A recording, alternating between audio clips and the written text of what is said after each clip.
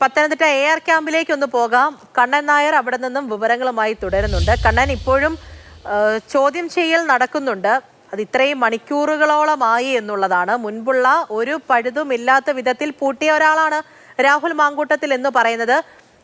മുൻപുള്ള 2 പരാതികളിലും പറഞ്ഞതുപോലെ ഏറെക്കുറെ സാമ്യമൊക്കെ ഉണ്ട് എങ്കിൽ പോലും കയ്യിൽ കിട്ടിയ ഒരു സാഹചര്യത്തിൽ അറിയേണ്ടതായിട്ടുള്ള ഒരുപാട് കാര്യങ്ങൾ, ഒരുപക്ഷെ അത് ഈ യുവതി നൽകിയ മൊഴി, മുന്നിലേക്ക് വെച്ച തെളിവുകൾ, അതെല്ലാം അടിസ്ഥാനമാക്കിക്കൊണ്ടാണ് എന്നുണ്ടെങ്കിൽ അത്ര പെട്ടെന്ന് മുന്നിലേക്ക് ഇറങ്ങി വരാൻ, രക്ഷപ്പെട്ട് വരാതിരിക്കാൻ പാകത്തിനുള്ള കാര്യങ്ങളാണ് രാഹുലിനെതിരെ നീക്കുന്നത് എന്ന് തന്നെ വേണോ മനസ്സിലാക്കാൻ? എന്താണ് ഇപ്പോൾ സംഭവിക്കുന്നത്?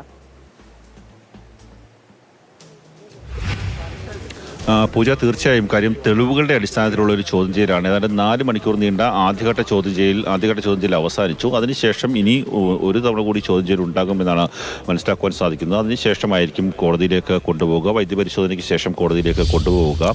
അതീവ രഹസ്യമായി നടത്തിയ ഒരു ഓപ്പറേഷൻ എന്ന് തന്നെ പറയേണ്ടി വരും. കാര്യം കൃത്യമായ തെളിവുകൾ, ഓരോ ആരോപണങ്ങൾ ഉന്നയിക്കുന്ന സമയത്ത് തെളിവുകളുടെ അടിസ്ഥാനത്തിലുള്ള പരാതികളാണ് അതിജീവിത, 3ാം കേസിലെ അതിജീവിത മുഖ്യമന്ത്രിക്ക് നൽകിയ പരാതിയിൽ ഉണ്ടായിരുന്നത്. ആ ഇമെയിൽ സന്ദേശത്തിൽ ഓരോ പരാതികൾ, ഓരോ ഹോട്ടലിൻ്റെ വിവരങ്ങൾ നൽകുമ്പോൾ ആ ഹോട്ടലിൻ്റെ പോയ സമയവും ബില്ലടക്കമുള്ള കാര്യങ്ങൾ അവർക്ക് കൈമാറിയിട്ടുണ്ട്, പരാതിയുടെ ഭാഗമായി കൈമാറിയിട്ടുണ്ട്. അതുപോലെ തന്നെ ഗർഭചിത്രം നടത്താനും ഭ്രൂണഹത്യ നടത്താനും ശ്രമിച്ചതിൻ്റെ നീക്കങ്ങൾ അടങ്ങാതിൻ്റെ തെളിവുകളെല്ലാം തന്നെ കൃത്യമായി കൈമാറിയിട്ടുണ്ട്. അപ്പം തന്നെ DNA പരിശോധനയ്ക്ക് രാഹുൽ വിസമ്മതിച്ചടക്കമുള്ള കാര്യങ്ങൾ അവയെല്ലാം കൈമാറിയതുകൊണ്ട് തന്നെ അത് കൃത്യമായി പരിശോധിച്ചു. ഇത് രാഹുലിനെ പൂട്ടാൻ പറ്റുന്ന ഏറ്റവും പ്രധാനപ്പെട്ട തെളിവാണ് എന്ന് മനസ്സിലാക്കിയതിൻ്റെ അടിസ്ഥാനത്തിൽ കൂടിയാണ് SIT സംഘം ഈ അതീവ രഹസ്യമായി രാഹുലിനെ കസ്റ്റഡി എടുക്കാനുള്ള തീരുമാനത്തിലേക്ക് എത്തിയത്. രാഹുൽ പാലക്കാടായിരുന്നു. പാലക്കാട് നിന്ന് നേരെ വേണമെങ്കിൽ മറ്റ് സ്ഥലങ്ങളിലേക്ക്, കർണാടകയിലേക്കോ തമിഴ്നാട്ടിലേക്കോ ഒളിടങ്ങളിലേക്കോ പോകാൻ സാധിക്കും. ആദ്യ കേസിൽ അതിജീവിതയുടെ പരാതി വന്ന സമയത്ത് രാഹുൽ അത്തരത്തിലാണ് പ്രവർത്തിച്ചത്.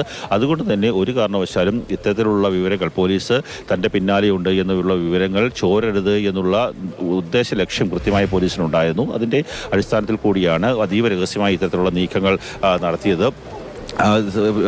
പത്തനംതിട്ടയിലെ ലോക്കൽ പോലീസിൽ പോലും കൃത്യമായിട്ടുള്ള വിവരങ്ങൾ കൈമാറാതെ ഉന്നത പോലീസ് ഉദ്യോഗസ്ഥർ ചേർന്നെടുത്ത ഒരു തീരുമാനമായിരുന്നു എന്ന് നമുക്ക് അനുമാനിക്കേണ്ടി വരും. ഈ ഉന്നത പോലീസ് അന്വേഷണ ഉദ്യോഗസ്ഥരിൽ ചില ഉദ്യോഗസ്ഥരൊക്കെ തന്നെ പുറത്തേക്ക് പോകുന്നുണ്ട്. ആദ്യഘട്ട ഈ ചോദ്യം ചെയ്യൽ പൂർത്തിയായിട്ടുണ്ട്. SIT സംഘ തലവനടക്കമുള്ള ആൾക്കാരുണ്ട്. അതുപോലെ തന്നെ DIG പൂങ്കുഴലി അടക്കമുള്ള ആൾക്കാരുണ്ട്. കൃത്യമായിട്ടുള്ള രേഖകളുടെ അടിസ്ഥാനത്തിൽ തന്നെയാണ് ഇത് രാഹുലിനെതിരെ പരാതി ഉന്നയിച്ചിരിക്കുന്നത്. അതുകൊണ്ട് തന്നെ രാഹുലിന് ഇത് കുരുക്ക് വളരെ അധികം മുറുകും എന്നുള്ള കാര്യത്തിൽ യാതൊരു തർക്കവുമില്ല. പാലക്കാട് വീണ്ടും മത്സരിക്കാനുള്ള ഒരു ശ്രമങ്ങളുടെ ഭാഗമായി അവിടെ സജീവമായി തന്നെ നിൽക്കുന്ന സമയത്താണ് ഇന്നലെ ക്ഷേത്ര ദർശനം ഒക്കെ നടത്തിയതിൻ്റെ ചിത്രങ്ങളടക്കം സമൂഹ മാധ്യമങ്ങളിൽ രാഹുൽ പോസ്റ്റ് ചെയ്യുക തന്നെ ചെയ്തിരുന്നു. അതായത് വീണ്ടും മത്സരിക്കാൻ സാധ്യതയുണ്ടെന്ന തരത്തിലേക്കുള്ള പ്രചരണങ്ങളൊക്കെ തന്നെ ഉണ്ടായിരുന്നു. പക്ഷേ ആ സമയത്താണ് ഒരിക്കലും ഊരാൻ പറ്റാത്ത രീതിയിലുള്ള ഒരു കുരുക്ക് ആയി ഇപ്പോൾ ഈ കേസ് വന്നിരിക്കുന്നത്. മുൻ കേസിന്, അതായത് ഒന്നാമത്തെ അതിജീവിതയുടെ പരാതിക്ക് സമാനമായ രീതിയിലുള്ള പരാതി തന്നെയാണ് ഹോട്ടലിലേക്ക് വിളിച്ചു വരുത്തുന്നു. അതായത് ആദ്യം ഈ പെൺകുട്ടിയുടെ കുടുംബബന്ധത്തിലുണ്ടായിട്ടുള്ള ഒരു ശൈഥില്യം അത് മനസ്സിലാക്കിക്കൊണ്ട് അവരോട് അടുക്കുന്നു. അതിനുശേഷം വിവാഹ വാഗ്ദാനം നൽകുന്നു. അതിനുശേഷം ഹോട്ടലിലേക്ക് വിളിച്ചു വരുത്തി ക്രൂരമായി ആക്രമിക്കുന്നു, ബലാത്സംഗം ചെയ്യുന്നു. പിന്നീട് ഒരു കുഞ്ഞിനെ തനിക്ക് വേണം, തൻ്റെ ഒരു കുഞ്ഞിനെ വേണം എന്ന് ഈ പെൺകുട്ടിയെ പറഞ്ഞ് വിശ്വസിപ്പിക്കുകയും അതിനുശേഷം ഗർഭിണിയായ സമയത്ത് ആ ഗർഭചിത്രം നടത്താൻ വേണ്ടിയുള്ള ഒരു നീക്കം രാഹുൽ നടത്തുകയും പിന്നീട് പലതവണ രാഹുലിനെ ബന്ധപ്പെടാൻ ശ്രമിക്കുമ്പോൾ അസഭ്യവർഷം നടത്തുകയും മോശമായ രീതിയിൽ പെരുമാറുകയൊക്കെ തന്നെ ചെയ്യുകയും ഈ പെൺകുട്ടിയിൽ നിന്ന് പല തവണ പണം വാങ്ങിയതിൻ്റെ അടക്കമുള്ള തെളിവുകളെല്ലാം തന്നെ ഇപ്പോൾ പോലീസിന് കൈമാറിയിട്ടുണ്ട്. SIT സംഘത്തിൻ്റെ കൈവശം ആ തെളിവുകളൊക്കെ തന്നെ ഉണ്ട്. ആ തെളിവുകളുടെ കൂടി അടിസ്ഥാനത്തിലാണ് ഇപ്പോൾ രാഹുലിനെ കസ്റ്റഡിയിൽ എടുത്തിരിക്കുന്നത്. ഒരു കാരണവശാലും രാഹുൽ പാലക്കാട് നിന്ന് മുങ്ങരുത്, മുൻ തവണകളുണ്ടായതിന് സമാനമായ രീതിയിലുള്ള ഒരു അനുഭവം SITക്ക് ഉണ്ടാകരുത് എന്നുള്ള ഒരു നിഷ്കർഷ ഈ അന്വേഷണ സംഘത്തിലുണ്ടായിരുന്നു. അതിൻ്റെ അടിസ്ഥാനത്തിലാണ് ഇന്നലെ രാത്രിയോടുകൂടി കൃത്യമായി അവിടേക്ക് എത്തുകയും അവിടുത്തെ ഹോട്ടൽ ജീവനക്കാരുടെ മൊബൈൽ ഫോൺ അടക്കം പിടിച്ചു വെച്ച ശേഷമാണ് രാഹുലിൻ്റെ 2002 എന്ന മുറിയിലേക്ക് എത്തുകയും കസ്റ്റഡി എടുക്കുകയും ചെയ്ത് ഉടൻ തന്നെ നേരെ ഇവിടേക്ക് പത്തനംതിട്ടയിലേക്ക് കൊണ്ടുപോവുകയുമായിരുന്നു.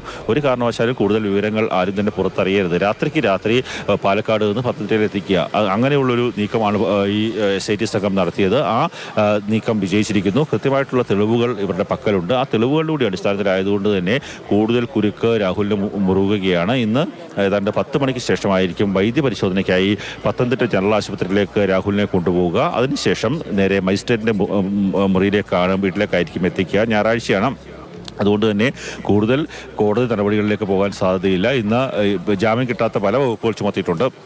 അതുകൊണ്ട് തന്നെ നമുക്ക് അനുമാനിക്കാം ജയിലിലേക്ക് തന്നെയായിരിക്കും രാഹുലിനെ കൊണ്ടുപോകുക. ഒന്നുകിൽ കൊട്ടാരക്കര ജയിലിലേക്ക് അല്ലെങ്കിൽ തിരുവനന്തപുരത്തെ ജയിലിലേക്ക്. ഈ രണ്ട് ജയിലുകളിലൊന്നിലേക്കായിരിക്കും രാഹുലിനെ കൊണ്ടുപോവുക. രാഹുലിൻ്റെ ഒരു യുവ നേതാവ് പെട്ടെന്ന് കുതിച്ചുയർന്നു വന്ന ഒരു നേതാവാണ്. ആ രാഷ്ട്രീയ നേതാവിൻ്റെ പതനം ആണ് നമ്മളിപ്പോൾ കണ്ടുകൊണ്ടിരിക്കുന്നത്. അതുപോലെ തന്നെ വ്യക്തിപരമായും പൂർണ്ണമായും ഒരു പരാജയത്തിലേക്ക് പോകുന്ന ഒരു അവസ്ഥയിലേക്കാണ് ഇപ്പോൾ ഈ കേസുകളൊക്കെ തന്നെ വരുന്നത്. ഈ മൂന്നാമത്തെ കേസ് ഏറ്റവും പ്രധാനപ്പെട്ടതാണ്. ഈ മൂന്നാമത്തെ കേസിൽ കൃത്യമായ തെളിവുകളും രേഖകളും സാക്ഷികളും ഒക്കെ തന്നെയുണ്ട്. പിന്നെ രാഹുലിൻ്റെ ഒരു സുഹൃത്ത് ഫെനിയുടെ കുറിച്ചുള്ള പരാതികൾ നേരത്തെ ഒന്നാമത്തെ കേസിലെ അതിജീവിത ഉന്നയിച്ചിരുന്നു.